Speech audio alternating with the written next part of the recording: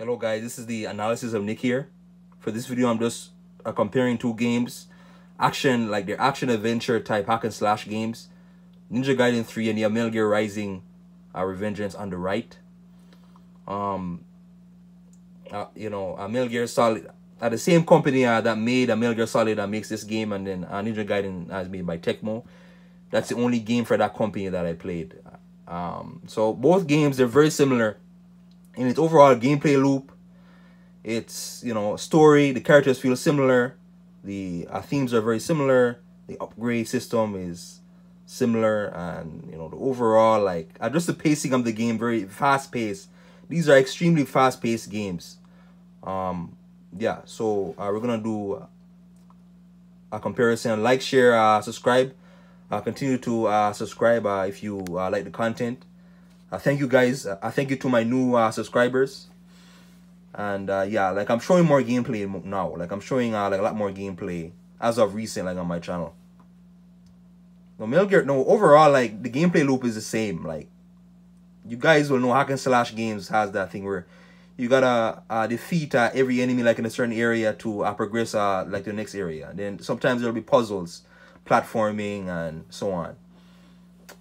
These two games share that as well. There's lots of that. There's fight your way through henchmen or mini bosses to go on to the next area. Plus you can't progress unless you take them out. So the barriers won't go away until you take out all the enemies, unless it's a stealth section in Metal Gear Rising or a boss.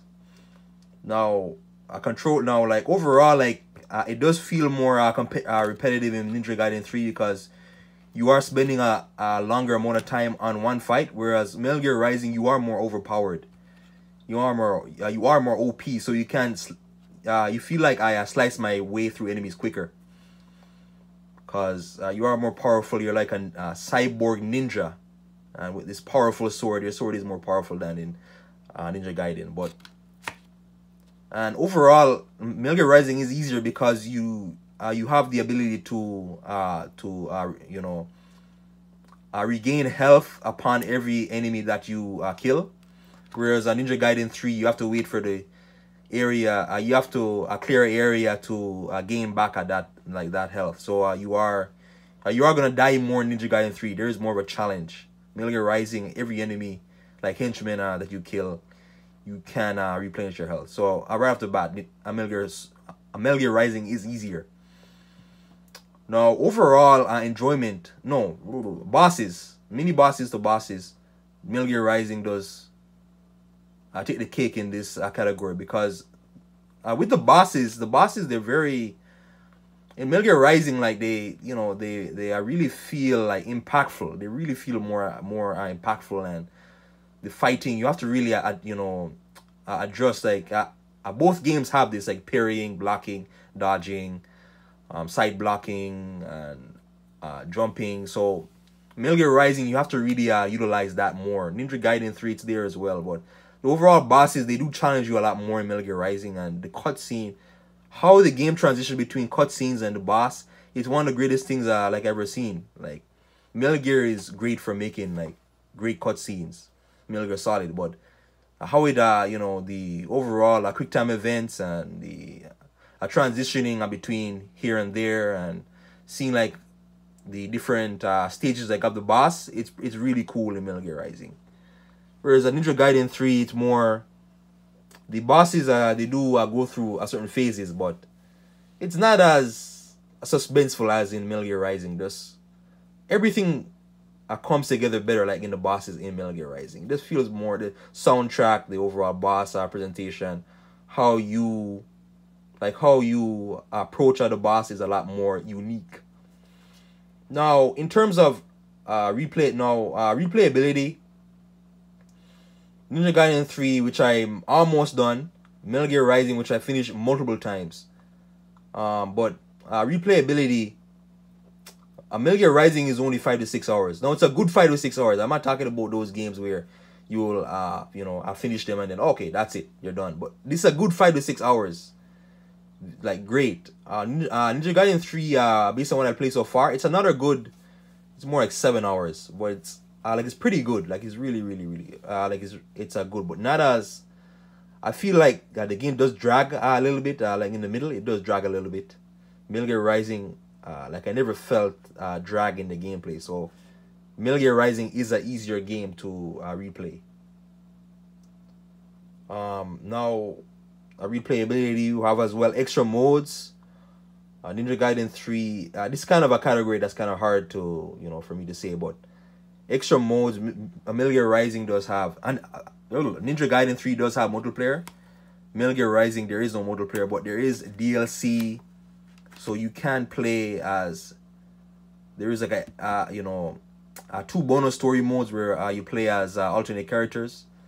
One being like a villain, and the other one being like another protagonist. But yeah, so that alone adds another 3 hours or so. And you do have challenges as well, where you have a platform time trials. There's a ton of challenges. Now, weaponry is very. I like the weaponry more, and Ninja Gaiden 3 does utilize the weaponry better. You have, and you're like a ninja with this kind of magical powers. You have your basic samurai sword. You have, I don't remember what the other weapons are called, a scepter or whatever, or like this, like what those Grim Reapers use. He has something like that. Then he has like these claws, kind of like Wolverine claws, and as like as this weaponry attachment, and like they're all very unique. There's tons of combos. It does kind of utilize the combos. You do have to think the combos over more in Ninja Gaiden 3. It does require more strategy and thought. Metal Gear Rising, because you can mow your way through enemies quicker, it's a lot easier. Now, in terms of alternate weapons, you do get this high frequency blade. It's incredibly powerful, and as well you do get like a whip.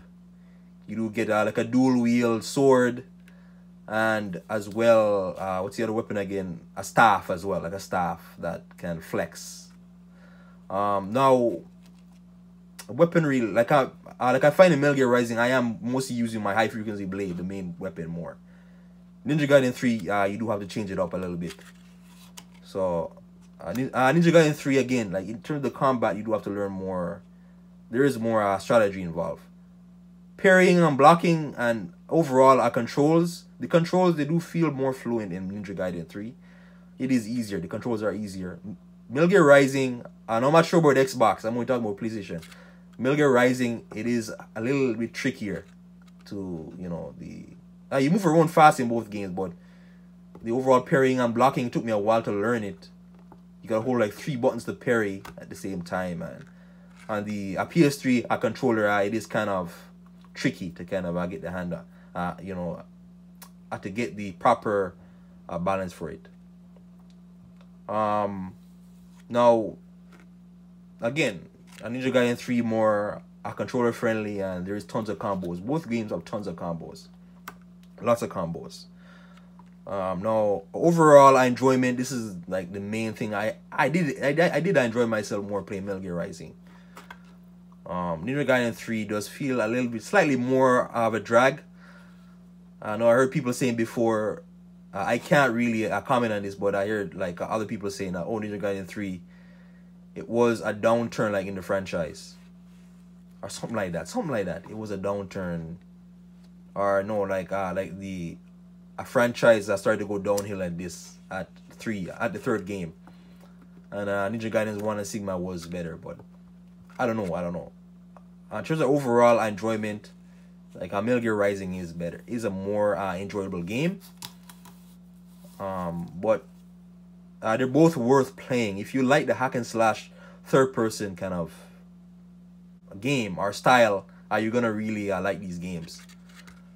Now I just realized that it says that it's only on PlayStation for Ninja Gaiden. I'm not sure if it's a PlayStation exclusive, but Metal Gear Rising is for both Xbox and PS3. So yeah, I can play it on both.